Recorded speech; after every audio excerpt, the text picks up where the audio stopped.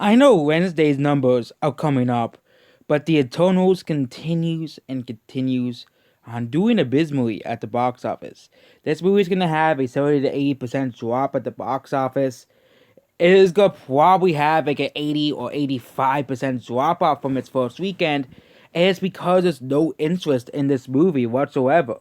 Nobody cares, and no one likes this movie either. Yes, and you can ignore all the fake views because all these major movie sites and all these major big tech sites have been trying to. It's only when review bombing negatively impacts a movie, okay, quote unquote review bombing, okay, they want to hide your opinions so you can put a bunch of bot opinions or view or like how towns buy likes for the videos, or how it's basically how Disney's buying positive reviews for the Eternals, which you already know that's the truth. But they did it for the last time, they did it for the Lion King remake, and they did it for Captain Marvel 4. But it seems that it's not affecting the Eternal. It's not really affecting the Eternals in any positive way. People are skeptical of this movie's box office performance. There is the performance against Black Widow. Okay, the movie is performing 15 million behind Black Widow. 15 million at this current moment behind Black Widow. Black Widow reached $100 million by Wednesday. The Eternals won't even be able to do that. They won't even be able to do that. And by the end of the next week, it might not even hit 100. It might barely scratch by $100 million because it's a Marvel. Because it had the Marvel name behind it. But people don't like this movie. It's just that simple. And we can compare it to Shang-Chi and the Seven Rings, and we can compare it to F9, the Fast Saga, as well. Okay, this movie is underperforming F9, the Fast Saga, and Shang-Chi. Okay, which they were saying that it told you it had to beat Shang-Chi, but did not. It's not gonna be F9 either.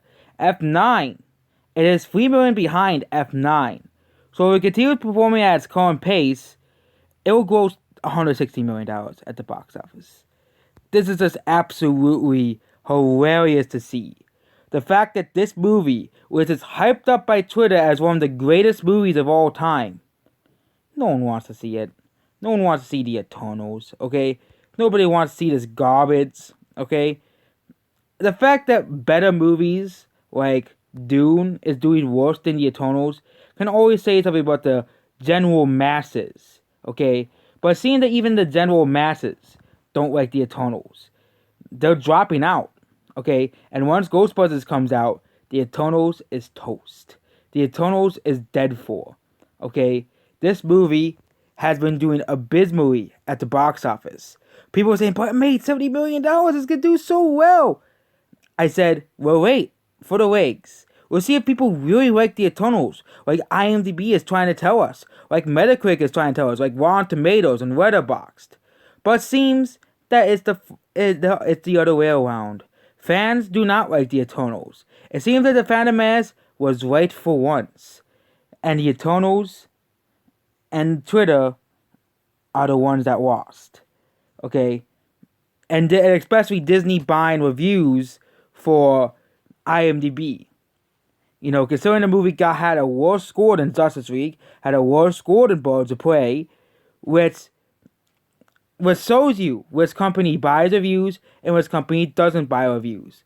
Views. Okay? Disney buys reviews. Okay? Captain Marvel and Eternals should have just as low scores as those movies. And even For the Dark World. I know there are people who like For the Dark World, but it should have like a 6.4 or 6.3, not a 6.8. Okay? Maybe Disney has always been buying reviews for Marvel movies. But it is true. People don't like this movie. The Eternals can't even beat F9 on its 5th day at the box office. So that's basically about this video. Goodbye.